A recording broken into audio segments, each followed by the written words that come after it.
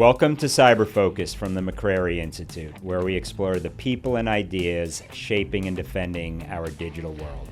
I'm your host, Frank Cilluffo, and this week I have the privilege to sit down with Christopher Porter. Christopher served as the National Intelligence Officer for Cyber Matters between 2019 and 2022. Currently is at Google, but he's speaking on behalf of his previous experience inside government. And we're going to take a little bit of a shift in our discussion today. We're going to look at transitions and the significance in terms of intelligence sharing, briefings, and assessments between transitions. Christopher, great to have you today. Thanks for joining us. Thanks for having me, Frank. So, Christopher, I mean, you've been in the hot seat before. You've had to brief presidents, Gang of Eight, cabinet members. But what are some of your lessons sort of learned? Because we are coming into a transition, whether it's a continuation of the current administration or a whole new administration. But that's an important time in our government's history, is it not? Yes, absolutely. And it comes up regardless of who wins the election, right? Mm-hmm. If President Biden's reelected, there's still going to be a lot of senior officials who are changing jobs, moving up, leaving government, being replaced by others. So this is an evergreen topic. And even during an administration, you're going to have some senior official turnover as well. Mm-hmm. So if you're briefing someone at that level for the first time, perhaps it's your time briefing them or it's their first time getting briefed, as would happen during a transition. The thing to remember to me, the most important lesson learned, is your core job as an intelligence analyst. You're not a researcher, you're not an academic. Your core job... And you're not a policymaker. You're not a policymaker. Yeah, don't backseat drive the policymaking. Your core job is to improve decision making. And to do that, you have to understand at some level how the person you're talking to makes decisions. You don't need to make them for them, to your point, but you have to understand what's their background. Have they been in government before or not? Are they familiar with, if you're doing it in a government context, have they been familiar with classified reporting before or not? And what type of substantive background do they have? There are going to be officials who come in who have important cyber-related roles. Mm-hmm. For example, Secretary of Transportation, Secretary of DHS. You might be appointed to such a position based on completely other skills that you have in other security domains, but still have very large cyber responsibilities, right? Mm-hmm. So is the person you're talking to going to be familiar with cyber as a domain of national or domestic security or not?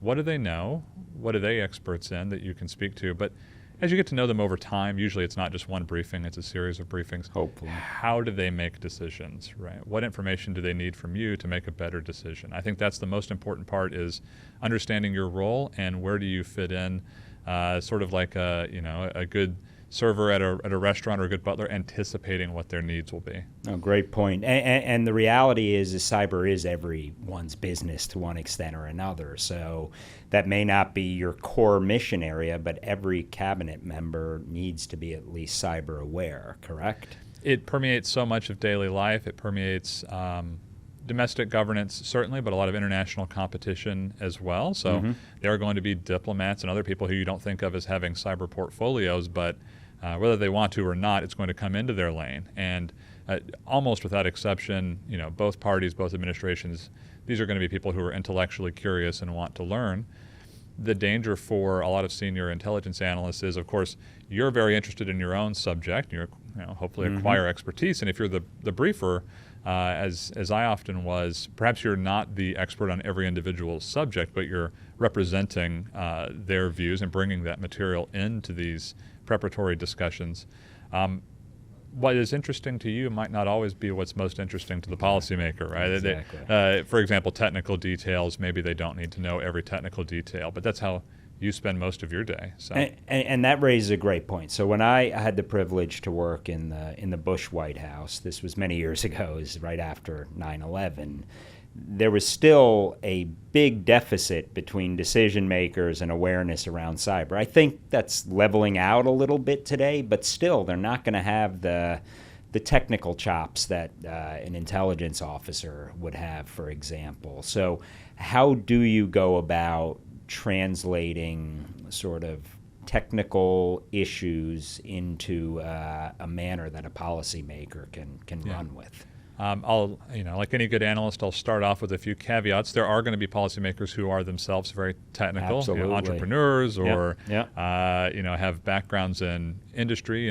Senator Warner, and even Virginia more is a so good now, example. I think, right? Yeah, even more so now. And you could be also briefing a senior military official who came up with those skills, right? So it's not to say that they personally don't have those skills, but they're not usually making decisions based on that. Day out. In general, the higher up you go, of course, their primary function if cyber comes on their plate and they're not a cyber-specific policymaker, it's probably because something bad has happened and the issue has come to them. True. They may not have even thought of themselves as being a cyber policy. It could be a surprise to them that they have cyber responsibilities. There's many permutations this could go through. The technical details generally matter to decision makers in the corporate world and also in government at that level as it relates to risk analysis. So you as the intelligence analyst, the team, because it's a team sport, you at an intelligence agency or in the private sector, you should know those technical details. And sometimes they are relevant, but generally what you're doing is helping the policymaker understand risk. This threat is this widespread, or we can be so confident that we've remediated it or not, or we've detected this much of an operation is at the tip of an iceberg or not. The SolarWinds incident was a good example of that, right? I was the national intelligence officer starting in the Trump administration and did transitioning almost to exactly half between Presidents Trump and Biden. I was honored to do both. During the transition, the Trump administration was working that issue, remediating it within the government and broader society. And the Biden administration is coming in, and of course, many of their officials want to know, well, I've read in the press that it's X, Y, Z, but how bad is it really? How widespread is it? How confident can we be that we fixed these, kinds of issues, right? Is this the tip of the iceberg, or is this all we have to be concerned about? Now, to be the NIO for cyber, you do have to be a bit of a savant, though. How do you do in national intelligence estimate on Russia and not cover cyber, or on cyber and not cover China, Russia, Iran, North Korea, large ransomware gangs and operators? You really do need to bridge those worlds, don't you? Sure. I think particularly at the National Intelligence Council where I was, that's one of the primary job duties is to bridge the worlds, because there's hundreds of smart analysts who could work even on not just Russia or China, but very niche subsets of that problem. So no matter how smart someone might be, there's always going to be somebody smarter, especially on a particular issue. Yes, a lot of the job is bridging from private sector, think tank, academia world, bringing that into the intelligence community, bringing all of those different perspectives to the president and to congressional leadership, making sure everyone's but having aware exquisite means to corroborate. So there's an advantage of being part of the community, right? Yeah, well, you say corroborate, but also, if you're doing long-term thinking, the best ideas might come from those areas. Absolutely. You shouldn't assume that the intelligence community is great and very powerful, but a good idea has its own power. So yes, as the NIO, you're one of the few senior substantive people, because you're not really managing very many officials directly. You're mostly doing substantive analytic work. You're one of the few people who can go out and interface with the real world here, to the extent that DC think tank world is the real world. You're able to come down to those sorts of meetings and get a lot of ideas on what could go wrong, right? So. Yeah, and some of these lessons that you gleaned in terms of briefing in the private sector, CEOs, C-suite, there's a lot of discussion that this is a C-suite set of issues, that it's about managing risk. What sort of lessons have you gleaned there? Again, in the private sector in general, the people doing the work, particularly if you're not at a cyber company, you're at any other sector. But an owner-operator of critical infrastructure, service. Large, small business, critical infrastructure operator, you might have a threat intel team. In general, they're going to be focused on day-to-day technical issues because there's a monster every day, right? There's something. There's more threats than they can triage any given day of the week. So, yes, they're going to do thoughtful trends analysis, but as they are talking to the CISO, the CIO, maybe the board of directors or the CEO, the people producing the intelligence are still going to be very technically focused, and that's what they think is important. But as you move up, you do have to translate more and more into not just technical risk, but business risk. If your private sector entity has been compromised by an actor, that's your whole world. If you work in the SOC or on the threat intel team, your whole world is getting them out. Upside down. Yeah. The farther up the org chart you go, you're thinking more about how does this risk our business operations? Is this going to disrupt our ability to, is our website going to be down at a critical moment when we do most of our annual sales and supply chain. How does this affect our supply chain partners or our reputation business to business? It's not that they don't care about the technical details. It's that they're placing that network intrusion into a larger business risk context. So you need people who can translate that. That's why I'm an optimist that artificial intelligence related cyber threat intelligence tools, they're going to make hopefully people like me more effective at doing our jobs, but you're still going to need someone, a human being, to apply that to your organization. What does this mean for us as people who run this organization? That's the part that I think people are going to play in the future increasingly. Yeah, and this is an age-old issue, but at the end of the day, it is hard. So technology can do a lot, but it doesn't make up for years of gut that may not even be articulated in a specific kind of way, and experience and scar tissue, and we all have been through some of that. That is worth something in these sorts of roles. Most of what makes someone senior in intelligence analysis, or more broadly within the profession, what is typically called like tradecraft, that's really just the accumulated lessons learned of mistakes, right? Your predecessor, or you, in my case, hopefully we learn from them. Hopefully you learn from it. When you think about artificial intelligence and how that works in a cyber threat intelligence context, let me refer back to a comment I made earlier. Your job is to improve decision making. So there's two sides to that. There's what are the bad guys doing to us, to our network, what are their plans and intentions, what are their capabilities. But there's also what is our organization, what's normal traffic on our network look like? If you're the government, what are our plans for domestic peace, stability, and prosperity and tranquility? Like, what are we trying to do in a positive sense? You need to know both. You need to know both the sort of the blue side and the red side simultaneously to make better decisions.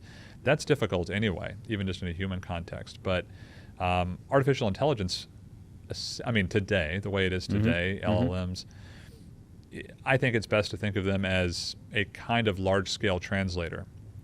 You can very quickly make different types of data talk to each other in a way that puts a premium on asking interesting questions. You as the analyst need to be the one coming up with the interesting, relevant questions. The work of pulling everything from very low, in the OSI model, very low technical information up to geopolitical plans and intentions. I think artificial intelligence in the not too distant future will give us an ability to have analysts ask those questions and start putting it together in a thoughtful way. But who's going to do the translating for your organization? I say organization, could be a business, could be the government. And context that's specific to an organization, right? That's hard. At the end of the day, it's only as good as the questions that are queried. And that I could say the same about analytic tradecraft writ large. In cyber, that's the first question that any business leader and most experienced intelligence leaders have when, for example, InfraGard or any other intelligence sharing organization, if they put out a report that, CISA puts out a report that says such and such sector is potentially under attack or is under attack, the first question is going to be, is that relevant to us? Does that apply to my organization? Is it in my network? Because that's your responsibility. That's not small-mindedness. That is your responsibility. Jumping from here are some indicators of compromise to does this even apply to my organization? But really what you want to get from is indicators of compromise to how does this affect business risk? That requires several stages of translation. And the more of the translation that can be handled by cycles in a computer versus a human being, that frees those human beings up to do those later higher ordered thinking, that today isn't getting done necessarily. And there are some positive indicators. Our world is filled with a lot of doom and gloom, but there are some dwell time is beginning to shrink. But there's still this, you mentioned solar winds. it's still very difficult for companies to be able to say, hey, we do or do not have, this is our exposure, this is our level of risk. Supply chain visibility is still a bit of a challenge, right? It's difficult. Getting better, but... Yes, and even for the best resourced organizations, you have to stop your job somewhere. Because it's second, third, fourth order effect. You have a hard enough time defending your own network. You can't defend somebody else's network, right? So yes, you need to understand who your suppliers are, having higher standards for those suppliers, particularly if you're a large purchaser. The government is a tremendous purchaser, and you've seen a lot of push for secure by design standards. I mean, that is a very natural response to sort of raise the defenses of everyone collectively. That doesn't really solve the problem of a foreign intelligence or military officer who says, I want to get access to, they're not a criminal saying, I want to get access to something. They're saying, I want to get access to this specific target for whatever reason, and I can do some open source research and figure out who all their suppliers are, and I only need to get into one perhaps to get in. So how do you address that? As an Intel analyst, I'm mostly an expert in problems, not solutions. I mostly just describe or cause problems, but in general, you deal with that by assuming that you could be compromised. No matter how good your security is, no matter how many people you have, zero trust, assume you could be compromised. Do you have a way so that if you are compromised through a supply chain operation, the damage is limited? As you pointed out in the latest M-Trends report from Mandiant, dwell time is going down and down and down, so it's being detected quicker than in the past. The flip side of that is adversaries are moving quicker once they get into a network. Exactly, and exfilling quicker, but yeah. No, I can look for a gray lining in any cloud, don't worry. But so that's not something you address in the traditional sense of having intelligence that prevents a threat. That's something where your policies and your planning come into effect. Try to beat it every day, but assume that you're eventually not going to. How do you make that bad day merely bad instead of catastrophic? And that's a policy decision that goes all the way to the top, back to business risk, as we were discussing. 10-4 on that. And again, just my experience in government, it was treated as a black magic. I think that's changed dramatically. How did you feel about getting Intel briefings when you were in government? Were they helpful for what you were doing? Or for the most part, yeah. But of course, you're always looking for that silver bullet, which rarely exists, because intelligence, they're estimators, they're not clairvoyants, and I think we still have this false impression that you're going to get the when and where. If we know the when and where, we're preventing it. I'm not worried about that. So, there's no briefing if you stop it early. That's a good day. Unfortunately, that's not every day, and for the most part, that's not the messy world we live in. Sort of fast forwarding to let's say September, October, November, and then after November.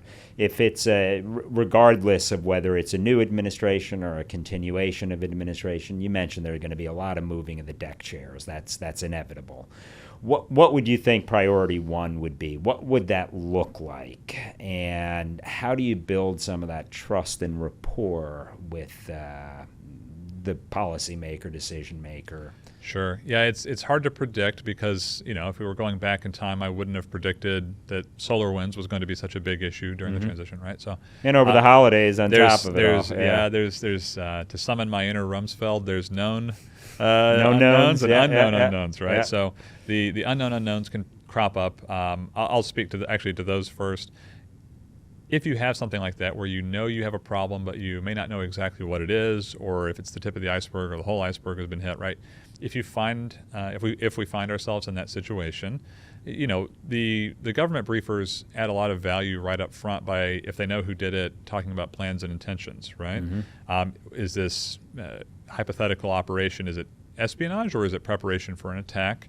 Often you're in the situation of trying to tamp down a little bit of concern because you have to sort of, yes, you want people to be scared if it's appropriate, but you want to right size how scared they are. So saying this is an enormous espionage operation is bad news, but again, it's not necessarily preparation for war, but that may be how it's described in the newspaper at the time. So we're talking about a hypothetical future operation. It's hard to say, but how bad is the problem? But some could clearly be preparation of the battlefield, and is. So in the known unknowns category, for me at least, with what I see, which is not generally cleared material at this point, but for what I see, concern about China's preparations to attack U.S. critical infrastructure in the future. Volt Typhoon, related efforts.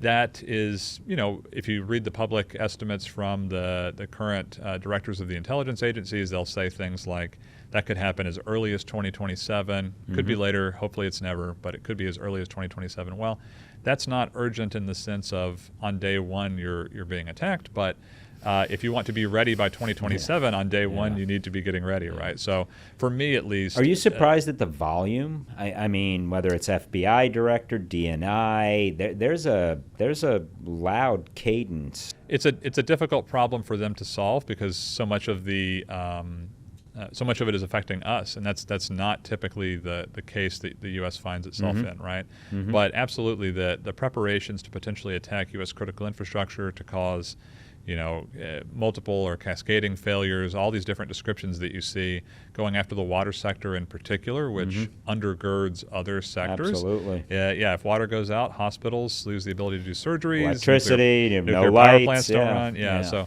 it's a weakly defended sector that is kind of an Achilles heel for other sectors. Okay. Well, the fact that they're saying it repeatedly, the Biden administration brought in an all-star team of cyber policymakers. So at some level, if they keep bringing it up repeatedly, I assume that that's justified by the underlying substance and something that everyone should take seriously. Even attempting to address that within the cyber domain is going to be a years-long project. So if you're trying to get ready by 2027, preparation, I'm sure, is already underway, but whoever moves into those roles in January or before, really has to have that front of mind where you've been warned that it's a real possibility, you've been given specific sectors that are being targeted and a specific date. In terms of long-term, cyber intelligence analysis, that's about the best that we ever do. If that's not front of mind, then we're not taking it seriously enough. And let me ask, this is a little off-piste, a little off-topic, but I think it's also important in the community to have minority views, independent thinking, some would even say maverick views. I'm sure you've been in that situation in the past. How does that look? Because at the end of the day, it can be hard, especially if you're in an intelligence role, and policymakers may have a very strong view one way or another. How do you address that? Yeah, I think actually you've raised two related and important questions. I'll take the easier one first. Working with policymakers who may not like your views. I mean, if they feel like you're trustworthy and not motivated by any, you're not deliberately undermining their policy. You're just maybe have a different opinion and it's bad for their policy. A large majority of policymakers will live with that and still welcome your input. And so that's something that you work out at a personal level. I have to build that respect and relationship Take some over time. Yeah. I've had plenty of people who felt that way about what I was saying, and over time they realized that it was, we're just reporting the news or whatever. So I think on the other issue internal to the U.S. intelligence community, definitely they could do a better job tolerating dissent. I mean, I've taken dissents very publicly in the past on China election. That's why I raised it. Yeah, I know you did. Yeah, I dissented. Not to put you on the hot seat. But. So I dissented on my own paper. As the NIO, I had one hat that was to coordinate the intelligence community's views on threats to U.S. elections. And you did that, and you carried those views. And represented everyone's views. And then I said, but, I think something's being concealed here or not discussed honestly on China's efforts to influence the election. No, they didn't amount to anything that would affect the election outcome, but to say that they didn't happen is simply not true. It's demonstrably not true.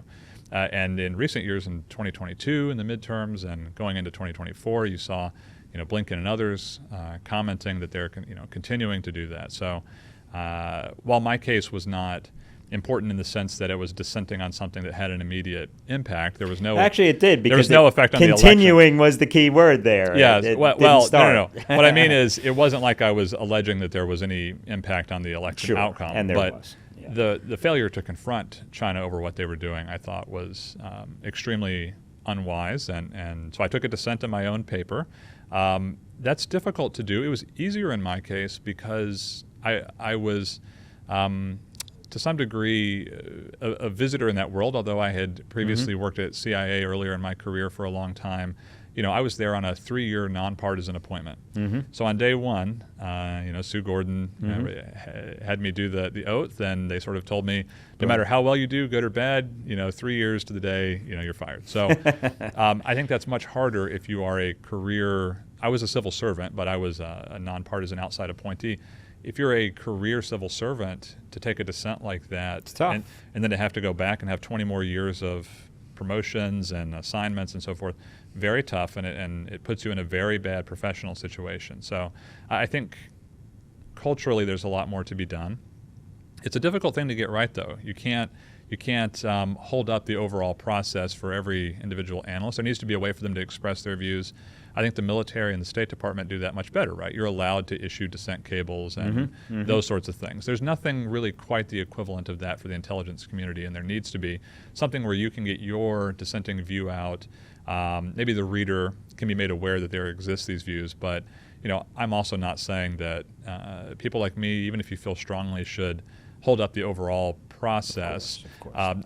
After 9/11, many of the reforms emphasized getting coordinated community assessments, and you see that in cyber analysis as well. There's been, for example, in the past, in the Obama administration, there was frustration around different answers on attribution, right? That led to the creation of CTIC, the Cyber Threat Intelligence Integration Center within the Office of the Director of National Intelligence, which still exists today and has an important role.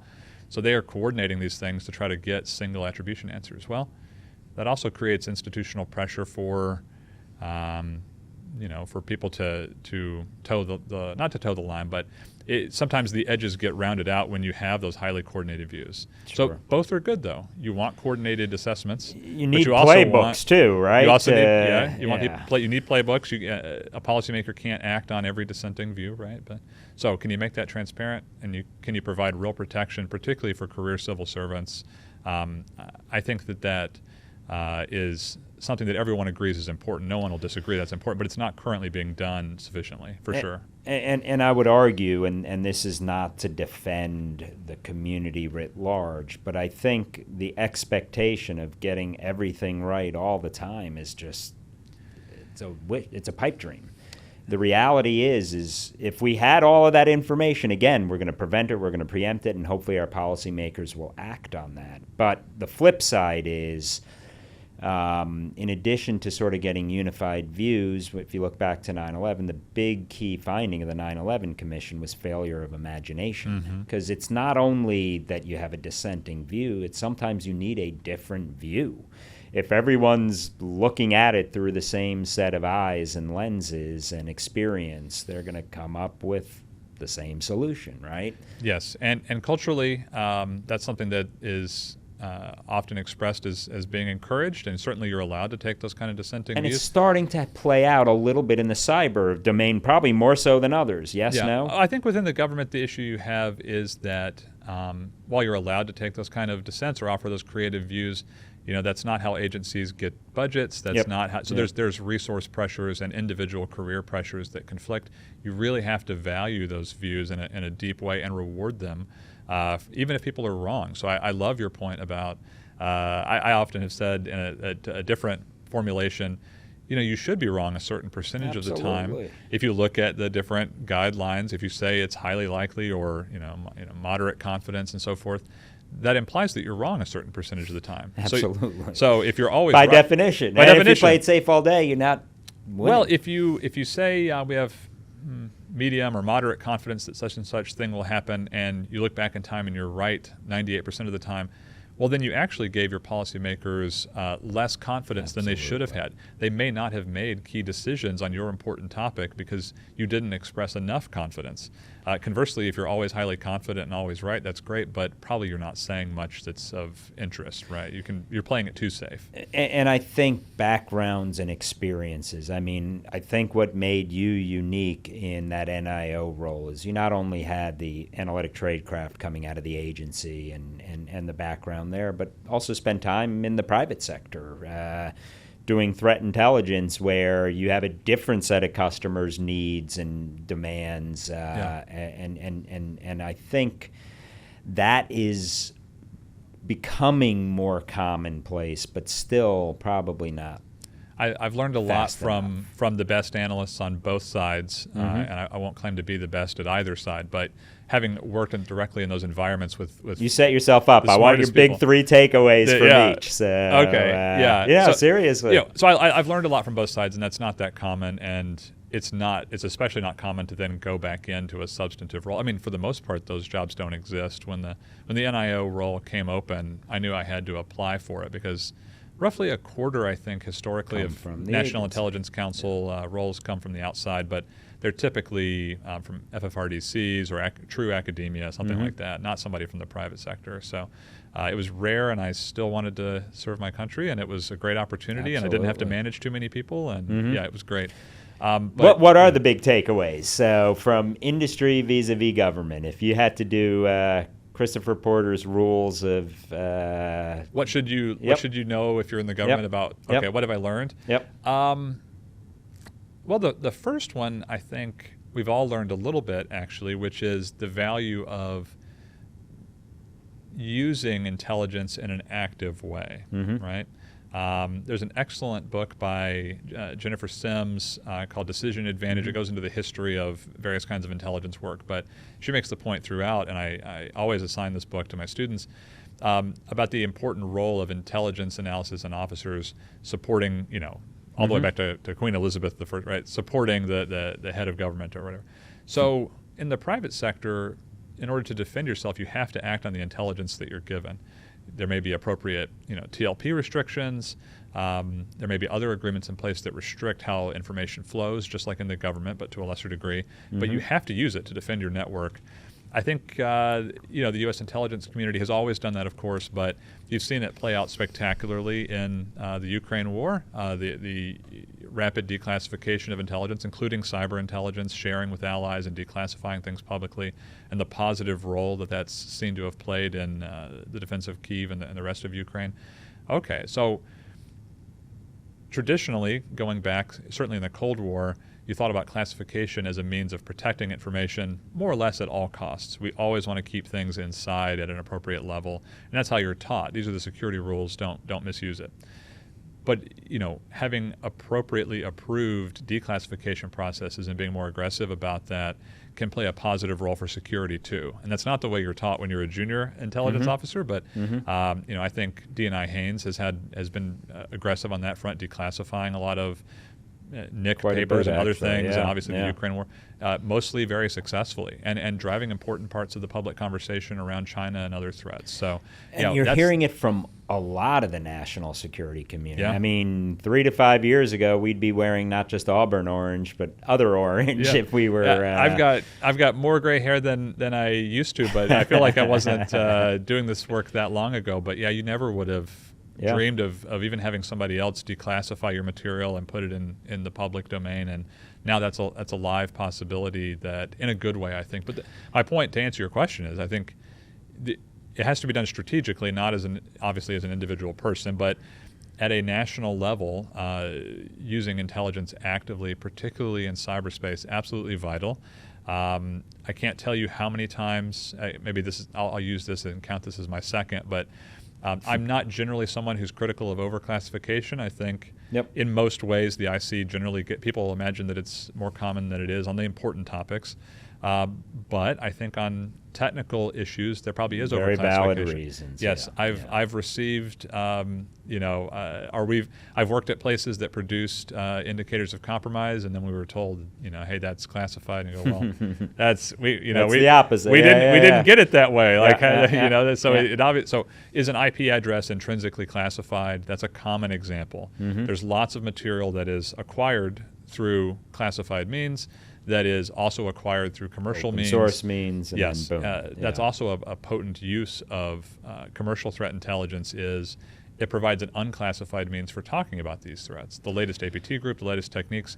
You don't have to share your greatest, classified intelligence. You can talk about the latest public report. So that logic goes both ways, though. And that really did change the discussion as well. It was the Mandiants, the FireEyes, the CrowdStrikes, the IBMs, you name the intelligence cyber threat intel provider.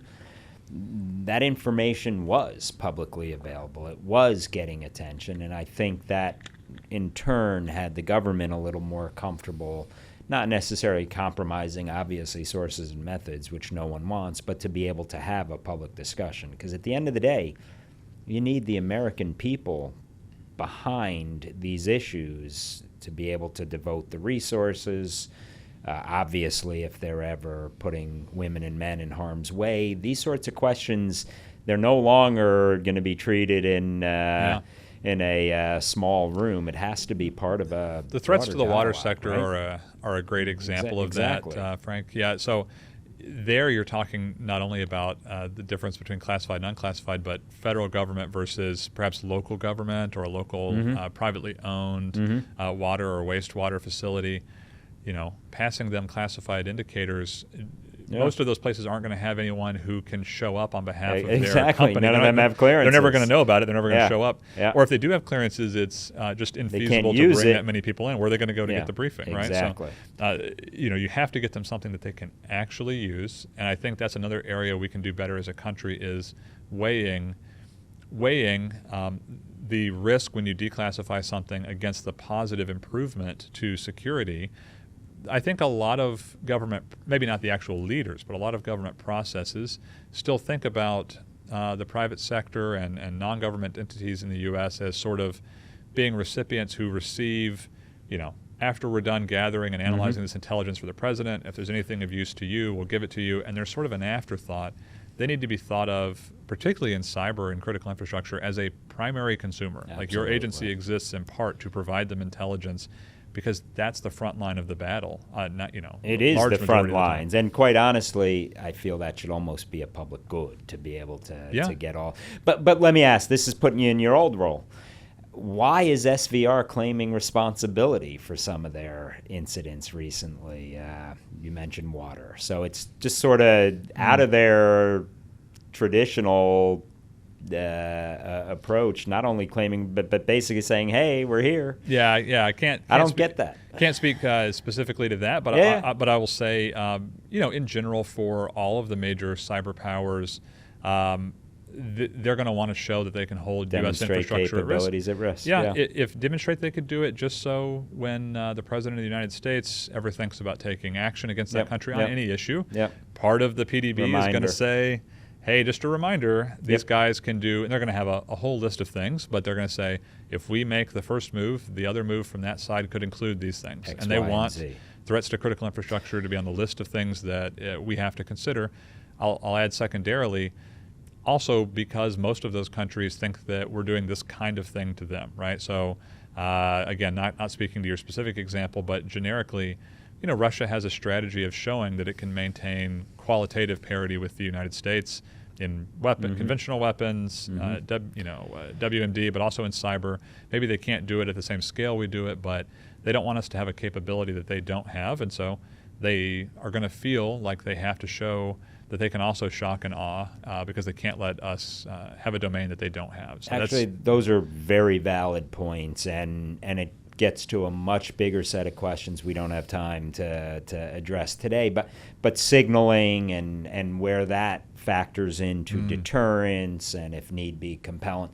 I still feel like we're in the very early stages as a government to be able to articulate that not only to our enemies but to potential enemies in the future, and that's not just a clandestine set of issues. Quite honestly, you may not even get the message across. It's a difficult problem both analytically and practically because, as I said earlier, you want to know what the other side's doing. Absolutely. You want to know what your side is doing.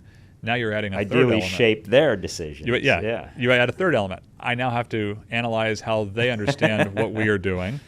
So this comes up a lot. I mean, probably election interference is the best example.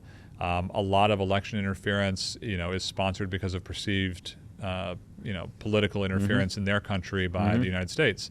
And that's a very difficult conversation to have. Absolutely. Publicly, it's a difficult one to have with a president to say, well, they're doing this because they think we did this to them, especially if it's not true. It becomes very frustrating. Cyber and election interference issues often boil down to it's a tit-for-tat game, but the two sides don't agree who struck first. And so both sides perceive the other as escalating.